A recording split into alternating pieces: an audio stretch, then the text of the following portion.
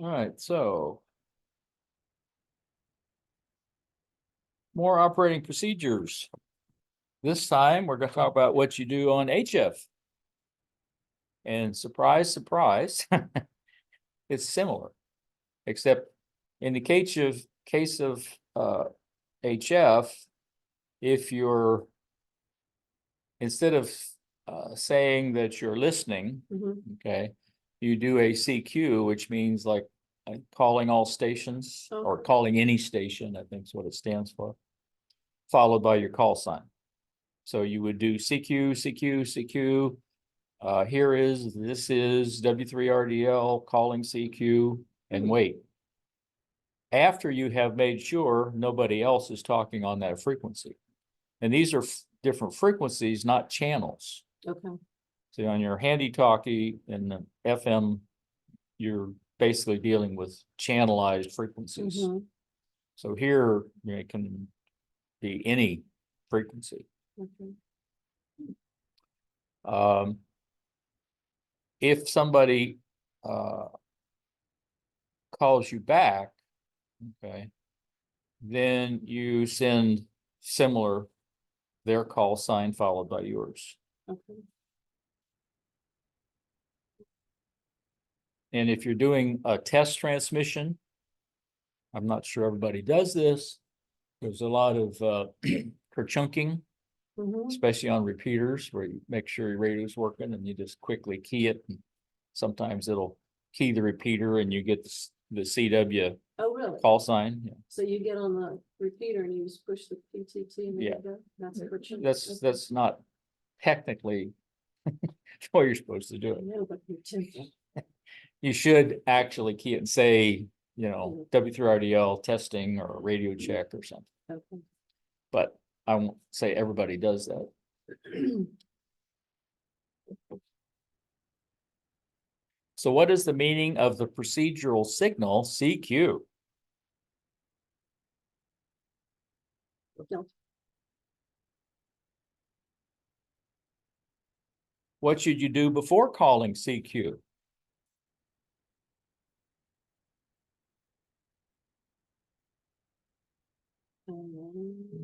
Delta. Yeah, and the statement there to make sure that you're authorized to use the frequency. Yeah. That's one of the reasons why I went all the way to extra, because I've got availability for all the US frequencies. Yeah, you don't have to worry about Still doesn't mean Okay. anything, because other countries are using frequencies and 40 meters is one of the bands that's real big on this. Other countries have lower frequency allotments on 40 meters than we do. Mhm. So they'll be transmitting someplace where we can't get to, and there are ways to fix that. Yeah. Later on. I believe there's a question about that. Yeah, How should you respond to a station calling CQ? Respond,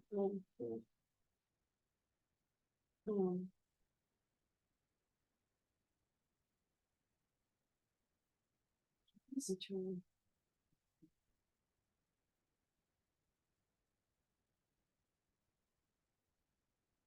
You're doing good. I had to read that a couple of times. Well, Responding to a station calling, not you. Which of the following is required when making on-the-air test transmissions? Okay. Never C, never Charlie.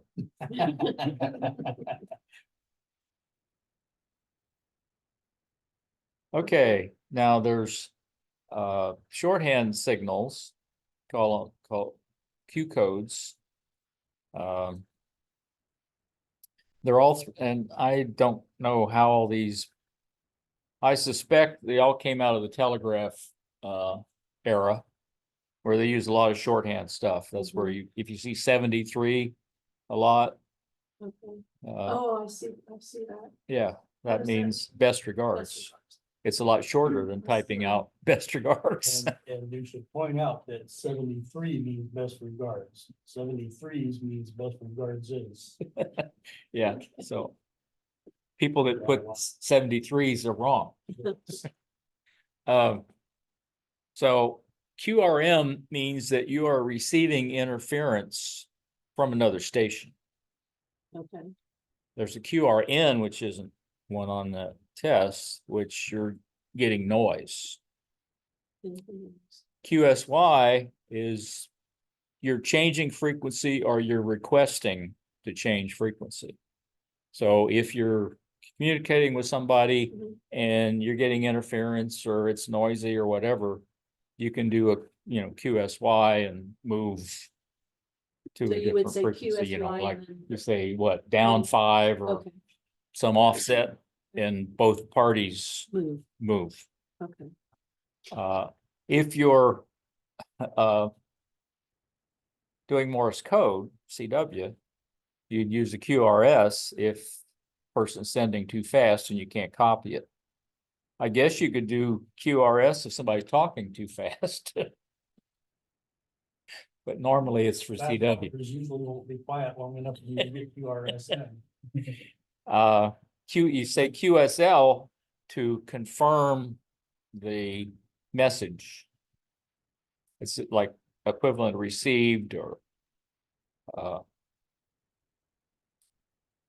I don't know why they came up with those last.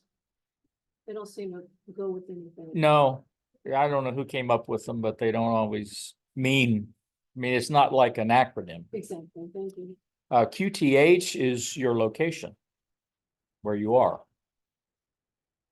And QRL is a shorthand way of saying, is the frequency busy? Mhm. So if you don't hear anything, you can do a QRL just in case to see if somebody isn't sending code at the moment. Normally, these are done with CW. But a lot of people use QSL a lot on voice. Hmm. So what Q signal indicates you're receiving interference from other stations? Okay. You even have it in on it should be. Well, N is you're getting noise.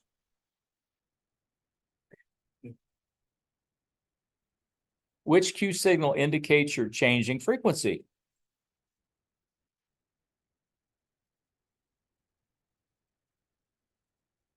And have to remember that one, there's no, No.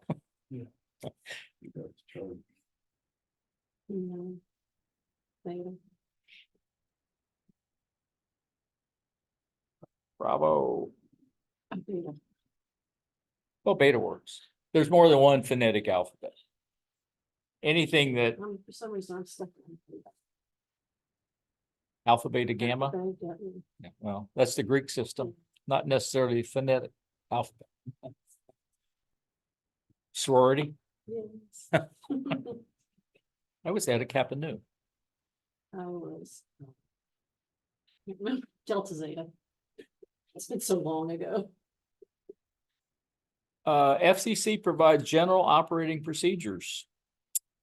They don't go into any detail and they leave that up to basically volunteers. This is one of the many things they delegate now.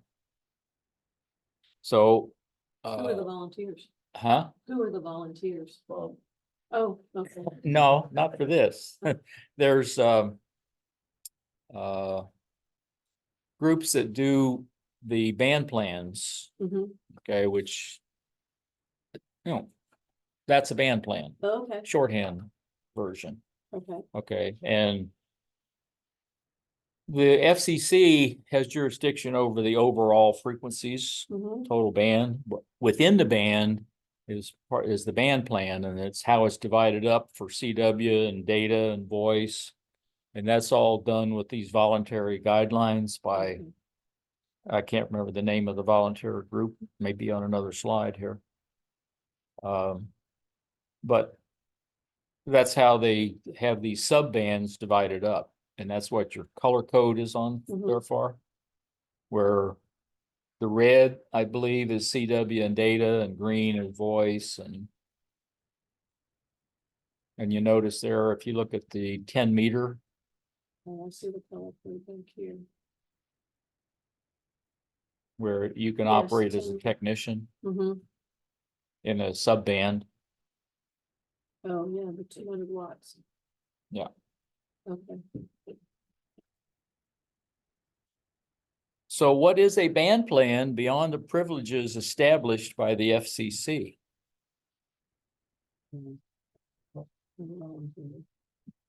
Keyword voluntary.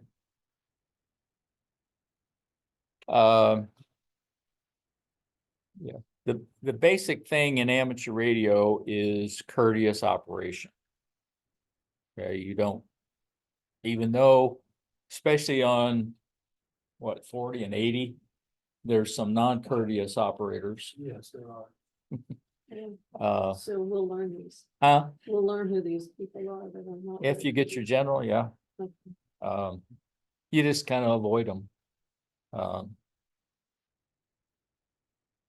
But when you have a conflict, Mhm. the intent is to try to negotiate, either I move or you move, or we both move or something, Okay. as opposed to having a real confrontation. So when you say that, what is that, just somebody talking over you or? Yeah, you could both be using the same frequency and interfering with one another, so you either are gonna have a hard time communicating unless one or both of you move. So you can negotiate who moves. I mean, I was here first or something, but it Mhm. doesn't really matter. It's up to you how you negotiate. But it shouldn't create a fist fight or I'm coming after you with a gun or anything like that. Which of the following applies when two stations transmitting on the same frequency interfere with each other?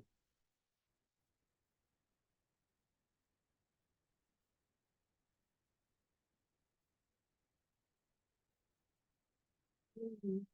What stations? Well, I'd say alpha first and then. Yeah, negotiate's the key.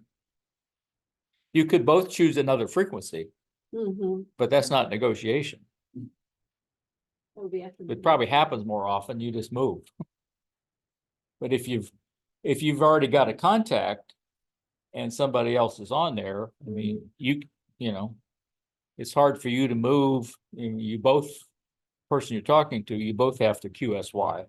Mhm. Where if the other one is just saying QCQ on your frequency, Mhm.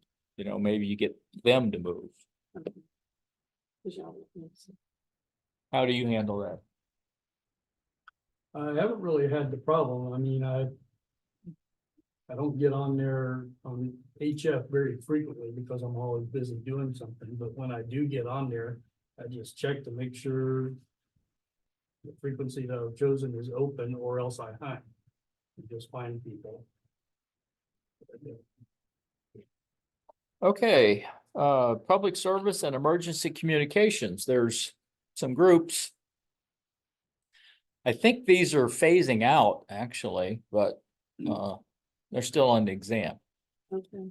There's one group called ARES, the Amateur Radio Emergency Service, which are licensed amateurs who have volunteered to do emergency communications. Okay. The other one is called RACES, which is the Radio Amateur Civil Emergency Service. The basic difference is RACES is tied in with the Civil Defense Mm. Authority or whatever that title is, where you're not only an amateur radio licensed operator, Mhm. but you have to be certified by a civil defense organization. They kind of do the same thing, but ARES is more just volunteer amateurs Okay.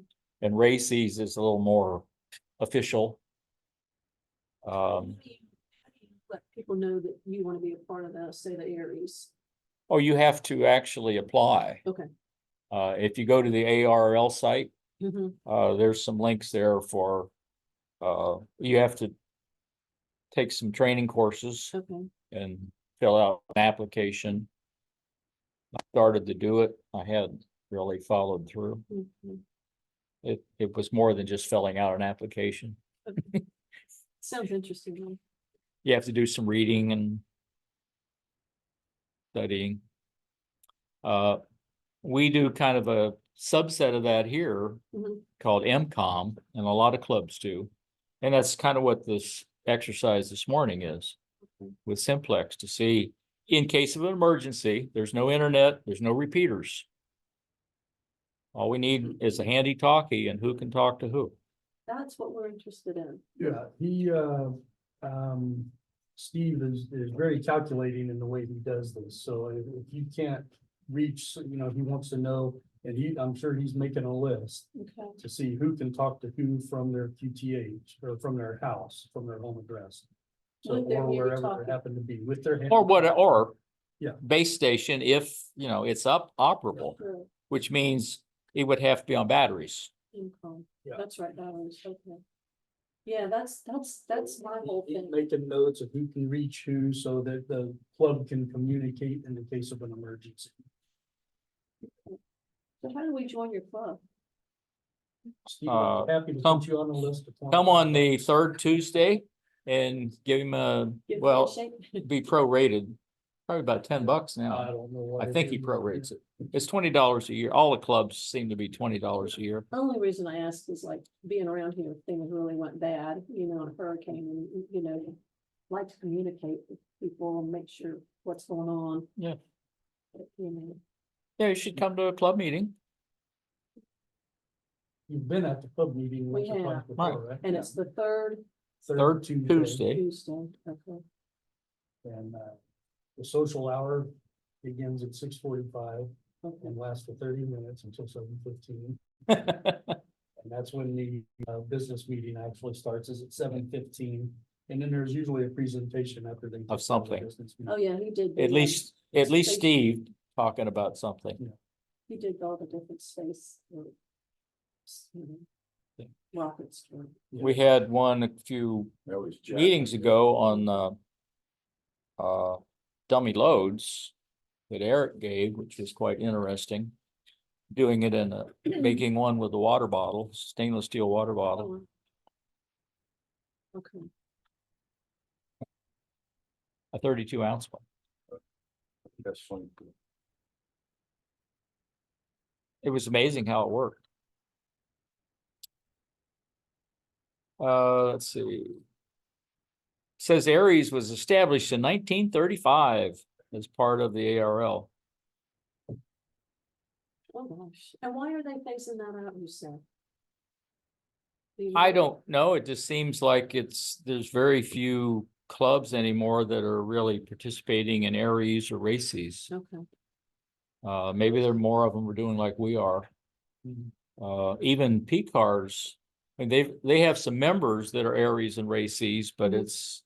I don't ever see a club Aries or races thing.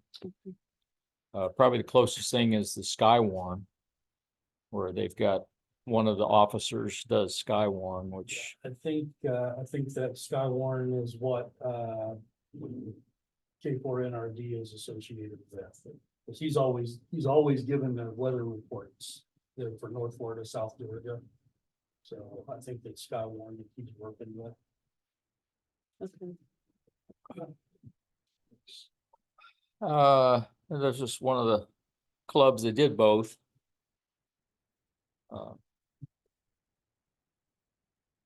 And that's, I don't know, did I ever send you a copy of, if I didn't, I will, the Part 97 rules?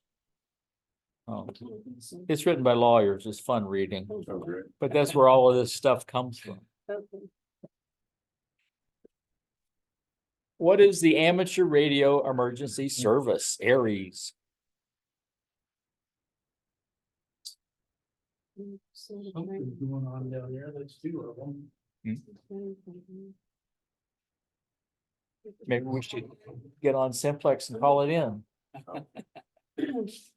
We both are going with Alpha. You're gonna both go with Alpha, a Yes. group of licensed amateurs voluntarily registered Yeah, because they're They're- directly members of the military. in the public service. That sounds pretty good. Okay. Military's not military. involved, so it wouldn't be B. It's not a training program, Uh-uh. even though there's training associated. And it's not associated with the Civil Emergency Service. Okay. So let's see if it's Alpha.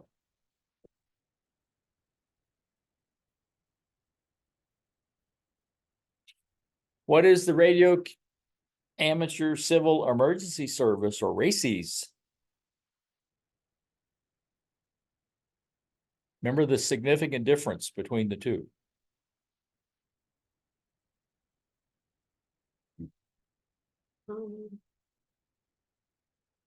It's either A or B.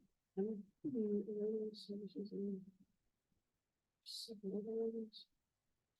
Oh, I'm gonna go with Beta. Cause it's amateur stations. Which one did you go with? Bravo, Are you sure? yes. Real sure.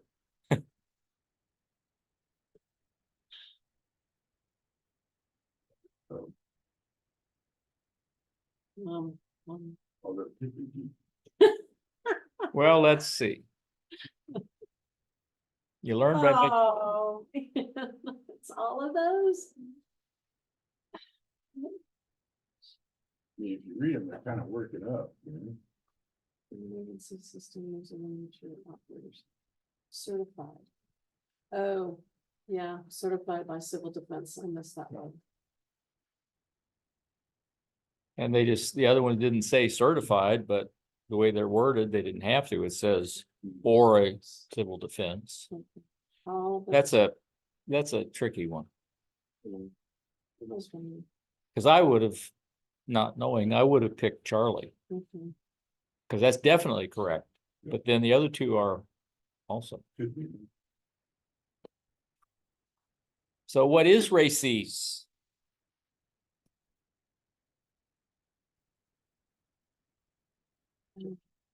Delta. Yeah. Civil defense. Okay. We have these things called nets, and sometimes they set them up like basically when we're doing the simplex exercise, Mhm. Steve will set up a net on the simplex channel, and everybody checks into it like you do on a normal net, and then see who can contact who. So that's called a net control station and a net control operator. And the purpose is to basically organize the network. It's kind of like passing the peace pipe around to who can talk. Mhm. That's what the net control operator does. Okay. So everybody checks in, and if somebody has, if say they have traffic when they check in, then the net control operator goes back to the people that said they had traffic and asks them to, So these net control stations, those are just for emergencies. no, Okay, no, you use for emergencies like the exercise today, but we have one on Wednesday night for the Indian River Club okay. and Thursday night for the NASA Club. Forgot when PCARS is. Meeting, No, they're net. oh, I don't know when they. I think it might be Thursday also. Every Thursday night? Yes. Okay. So you said the net guy will go back, if they said they had traffic and do what? What does he say? He just, Refer to whoever it was, whatever the call sign was, that said they had traffic. And kind of take them in order and ask them what their traffic is, and they get on and whatever they have, might be a question, might be some statement. Like in the case of, well, in case of both those nets, a lot of it is about upcoming launches. Mm, because that's kind of the thing around here.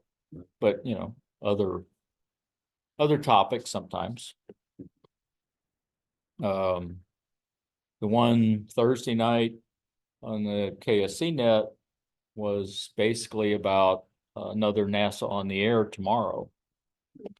Celebrating the 55th anniversary of Apollo 10. So with our handy talkies, and right now without having our license, can we get on those frequencies? You can listen to those nets, yes. What are they? What's the nets? 135.370 for the Wednesday at 7:15. And who is that? That's Indian River. Okay, That'll be Steve. What frequency did you write down? 135, 145. 145. 145, okay, And the KSC one is 444.925 at 925. 7:30 Okay, on Thursday. That'll also be Steve. okay. Okay, that's cool.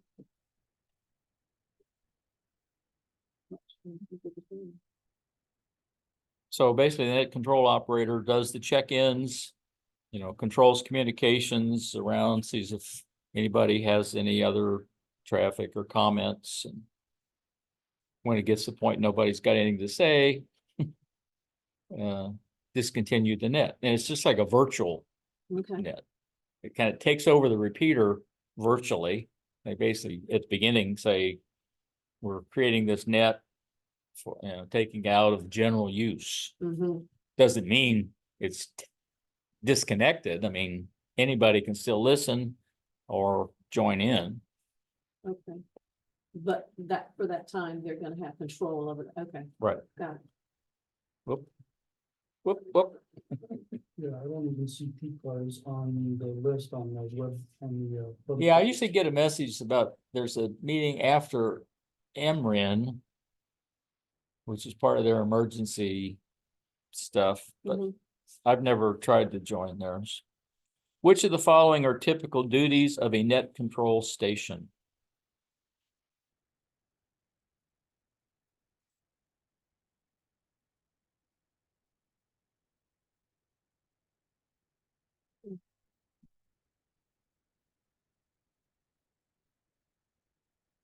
Yes, Charlie. Yeah. We don't verify call signs. So if you have a call sign, it's assumed that it's legitimate. That was one of my questions when you were talking about if you had authorization. Well, now on the frequency, that's different, Okay, you know, based on whether you're a technician, general or extra, you have different privileges on different bands. oh, that's what you mean, whether Right. you have the privilege to use that Right. band as authorization. Right. But you're right, how do people know out there that I just don't get on there and say a call sign? They don't. Okay, And if you're using a legitimate call sign, Mhm. somebody else's, it'd be hard to find out unless the owner heard you. But if you were somewhere remote and they, you know, I'm not sure anybody would know how they could detect it. so that leads to a question that, Clay and I were talking about. If one of us has a license to work the radio, Okay. can, Third party. yeah, Mhm. like, could he operate? As it? long as the licensed person is the control operator, Which, you can have a third party communications. okay. So both of us don't have to get our license if we didn't want to. One of us could get it and then the other would be able to work the radio as long as But not by yourself. they have to be there with you. You have to be in control. If you were separated, you wouldn't be able to talk to one another. Right. Okay, With GMRS, you get one license that covers your immediate family. okay, So it's different frequencies. It's not a ham frequency, but you know, like I can talk with GMRS license.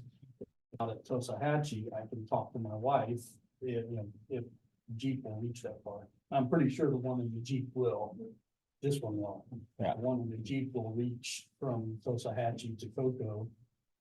So once I get an antenna up in Cocoa, I have to talk to my wife from Tosahatchee if I wanted to. How far is that? About 20 miles, Okay. but that would be with the antenna at the house will be about 20 feet up, 24 feet up, something like that. And of course, the radio in the Jeep is 25 watts. Well. I think that's I think that's the limit for GMRS too, isn't it? 50. 50? Yeah. Oh, okay. Yeah, Midland was waiting for the opportunity to drop a 50-watt radio.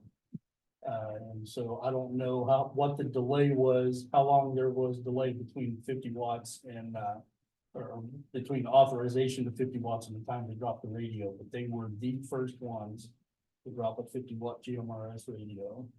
So, GMRS, that's line of sight as well? Yeah. Yeah. Yeah, it's in the 462 and 467 frequencies. so you had both licensed? Yeah. Why? Well, I started off with the GMRS license because all I really wanted to do was be able to legally use the GMRS frequencies on the trail in the Jeep, Okay. just in case there happened to be an FCC cop hiding behind a tree out there. I like that. In my But- case, it's so I can talk to my wife when I go up on the roof. Yeah. Cause she can use it, she can't use that. Well, see, that's what we're trying to figure out, what's best for us. What are you doing on the roof? That's the biggest one. It's called antennas. Okay, so they're still both line of sight. Yeah, Yes. coastal line of sight. But The GMRS is typically more for just local walkie-talkie type communications. So Which- for the GMRS, you need that other license? You still have to have an FRN and you have to pay $35 for a GMRS license, but it's a family license. Right. What does that mean?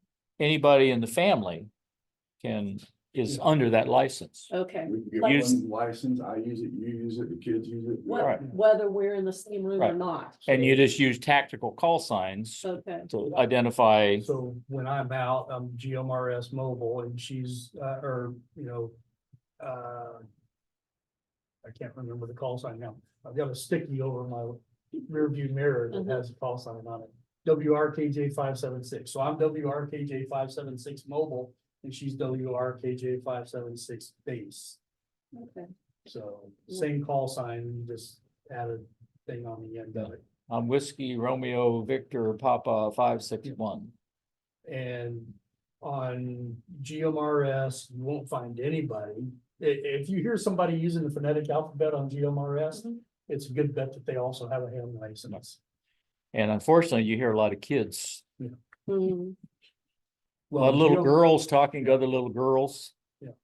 Are they really real little girls talking? Sound like it. Or are they like weird people? Well. I was getting that. Yeah, I was just, I mean, we're trying to figure out what, it's a little confusing of what would work.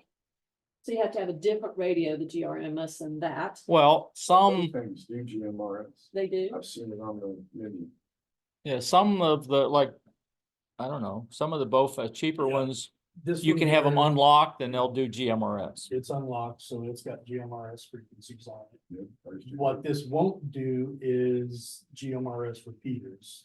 No, actually, this one will do a GMRS repeater. It's the Midland radios that I've got at home. And there is at least one GMS or GMRS repeater. Yeah, it's a private It's- repeater though. It's Dave's. No, well, And he opened up so that Right. we can use it for club events, but otherwise I don't think it's.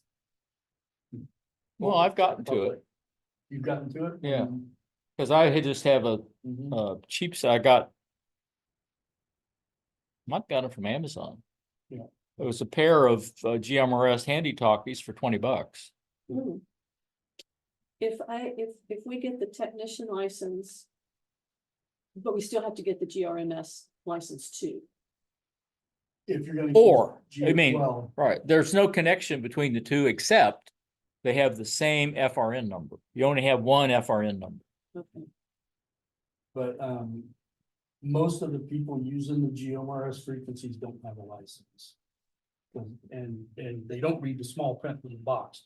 But somewhere on the box, when you buy your GMRS radio, someplace on that box, there's gonna be tiny print that anybody over 50 can't see. And it says license required to transmit or something, Yeah. something to that extent. But most people on there don't have them. I Right. take the Jeep out in the woods with other Jeepers, nobody has a license. And they're using GMRS frequencies. Mm, There's But a whole club that's very popular in this area. It goes out on trails in the Port Canaveral area. And, not Fort Port St. John. Canaveral, but Canaveral Groves. Groves, yeah. And they go out there and they're transmitting on what would be GMRS channel 7, but they're transmitting at half a watt. Mm-hmm. So they're probably not, because that's FRS, which doesn't require a license, but it is a GMRS frequency. And then those other people like me whose radio won't go down to half a watt Mm-hmm. in transmitting on that frequency. So then you have to have a license. But yeah, most of the people don't have licenses on GMRS, but you know, it depends on where you're at and what you're doing and whether or not you piss anybody off. Because if you piss somebody off, they're gonna report you. Yeah. If you're out in the woods, chances are nobody outside of your group is gonna hear you. Mm-hmm. GMRS frequencies, 462 and 467 frequencies. Are just like your 70 centimeter band. Mm-hmm. The vegetation, the leaves, the Absolutely. tree branches all interfere with your signal. Okay. So if you're in the woods, nobody's gonna hear you outside the woods. Okay. So. and GRMS, my 2 cents. GRMS only requires you pay $35 for the license. There's no There's no tax. exam. Oh, There's no. you tax. just pay for the license, Yeah. because that was my next question, It's an was do you extortion. teach the class? Just for them to get money. Yeah, just for them to get another $35 in their account. Okay. Okay, so did we do this one? I Yes, assume we did. Yeah. Which of the following is standard practice when you participate in a net?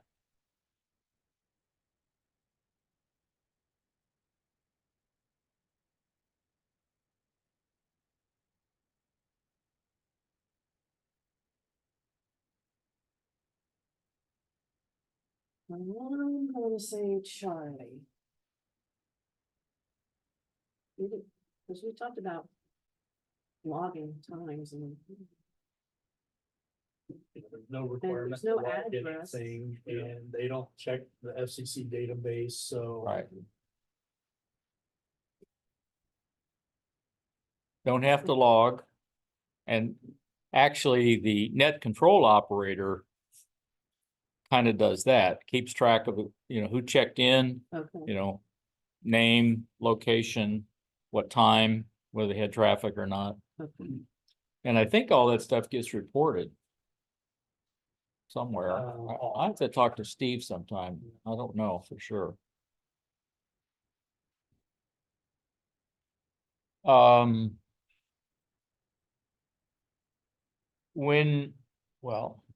Actually, traffic it's not necessarily part of emergency communications per se. That's what we call a message. When you're on the net, if you check in and you have something to say, some data, comments, whatever, something, you say you have traffic. That's just the term for a message. Handling traffic is the process of passing messages. Like one of the exercises we did, how long ago was that? Where Steve sent out, everybody got a different phrase. Mhm. We pretended there was an emergency, some disaster, and we all, although we used the repeater that time, I think. Yeah, we did. We all had a time Uh-huh. we're supposed to transmit and what we were supposed to say, and see whether or not everybody, could pass that message around You know, like the old telephone game. I was gonna say, that's like the kids game, where you whisper, and Yeah. they whisper and, okay. Yeah. All right. And that was handling traffic. Yeah. Okay. And if the message got back, that's good traffic handling. And it's recommended to use a phonetic alphabet. And that's one of the things Steve says when, at the beginning, to use a phonetic alphabet. Okay. So you could use beta. Oh, could, I could, okay. I notice the Europeans tend to use a totally different one, and it's a lot of names of cities. Okay. And here's the NATO phonetic alphabet, which is what we typically use, Okay. but, and it's a little bit different than the military one, because that's what Alpha Oh. Baker.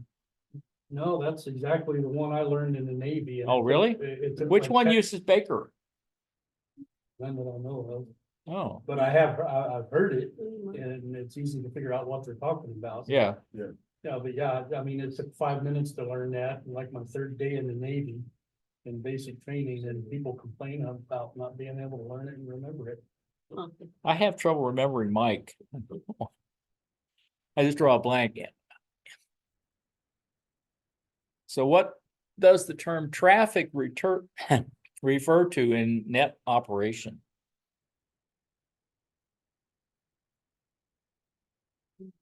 Okay. Wow, There is another one. something must have happened. Yeah, well, the two, well, there went one of them, the sheriff's vehicle went that way, and now they're coming back. Yeah, that was an emergency rescue Yeah, truck. they must have had something happen down there. Which of the following is a characteristic of good traffic handling? Okay.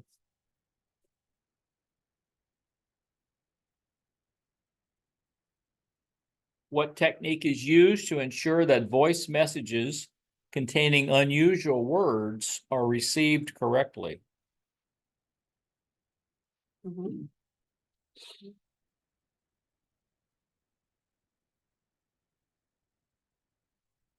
Okay. When they're actually doing the emergency communications, like with Aries or Races, they have a formal format for a message that has a preamble. And this is typically when it's like a text message that you're sending. The preamble probably has a checksum in it, which is just you add up the number of words or characters depending on how they do it. Mhm. So when you receive it, you do the same thing and see if you got the same answer. Okay. It has the address of the recipient. This is just like sending a letter. Mm. The content of the message, which is the text part, and then the sender's address. So it's basically like a telegram Okay. consisting of those four parts. What information is contained in the preamble of a formal traffic message?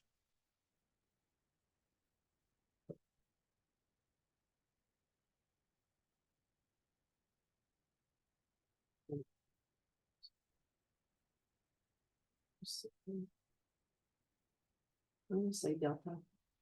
Okay. Yeah, I really didn't talk about, there's usually in most of these, something like a sequence number Mhm. also to keep track, because it might be in more than one piece. But it's the information you need to track it and verify it's correct. Email address, you get the address of the intended recipient. Telephone, you know, that was just fine. Yeah, it wouldn't necessarily be email, it would be their call sign. Constantly, okay. Oh. Well, Mhm. what is meant by check in the radiogram header? In case you didn't know, it's alpha.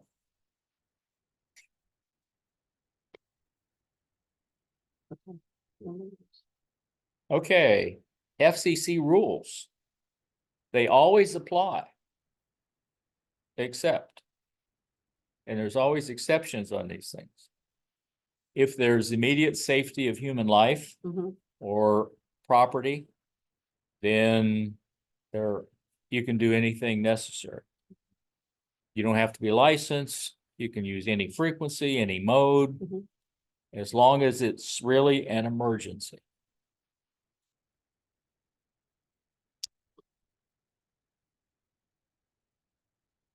When do FCC rules not apply to the operation of an amateur station?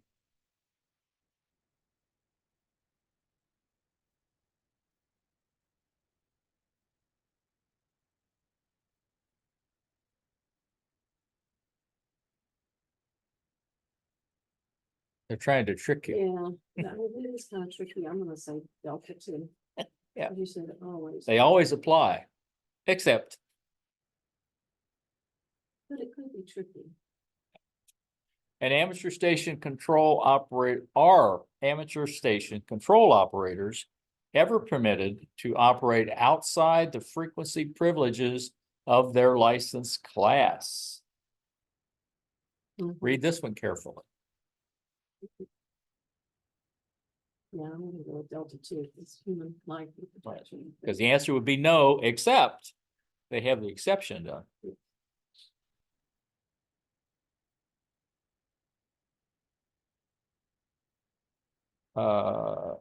So we talked about doing HF contacts. Basically, the difference is calling any station a CQ instead of saying you're listening. It's kind of the same sort of thing. Otherwise, it's basically the same process protocol. You're supposed to identify your station when you do testing instead of for chunking. Mm. However, on D-Star and DMR, don't know about Fusion, you actually have to chunk. Mhm. I know on D-Star in order to link and unlink to a reflector. Almost like waking it up. DMR is the same way. It actually sends a little message, depending on whether you're doing a link or you're an unlink, Okay. but all you do is key it for a fraction of a second. And the DMR repeater here, when you chunk it and it lets you in, it starts a 10-minute clock. And if there's no activity from your radio within 10 minutes, it drops you off and then Oh, that's interesting. you have to do it again.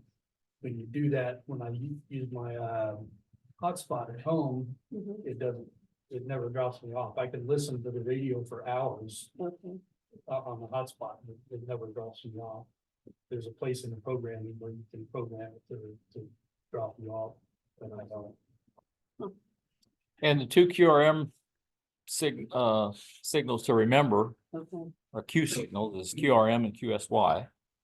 The others aren't on the test, but Okay. you should know them. The band plan is the voluntary guideline. Done under the auspices of the FCC, but the submodes within the band is done by this voluntary guideline. And I can't remember the name of the group that does it, but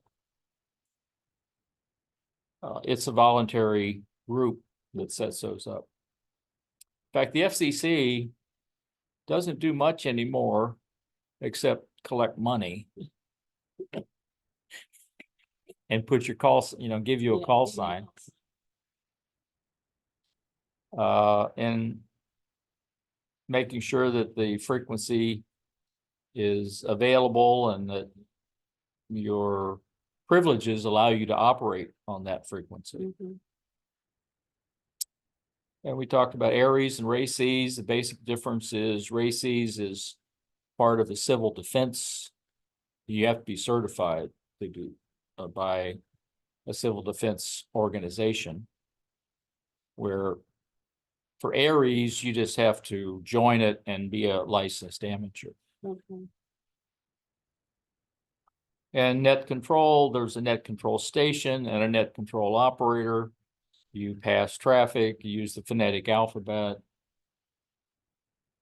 And the main thing is, once you check in, okay, Mhm. you don't transmit until the net control operator gives you control. Okay. And what, how do they give you control? By saying your call? Okay. Right. They asked you what traffic you had. Okay. Now, but once that starts, there might be some group communications. Mhm. Somebody else could comment. And it kind of depends on how strict the net control operator is. Okay. You don't want to have a big free-for-all, Yeah. kind of want to control it. And a formal traffic text message, got the preamble, which contains the check. It's a little bit different than the typical digital checksum where you just add up all the binary bits, and come out with a number. In this case, you're just doing the words or word equivalents. It's a little bit quicker. And FCC rules always apply unless there's an exception of an emergency.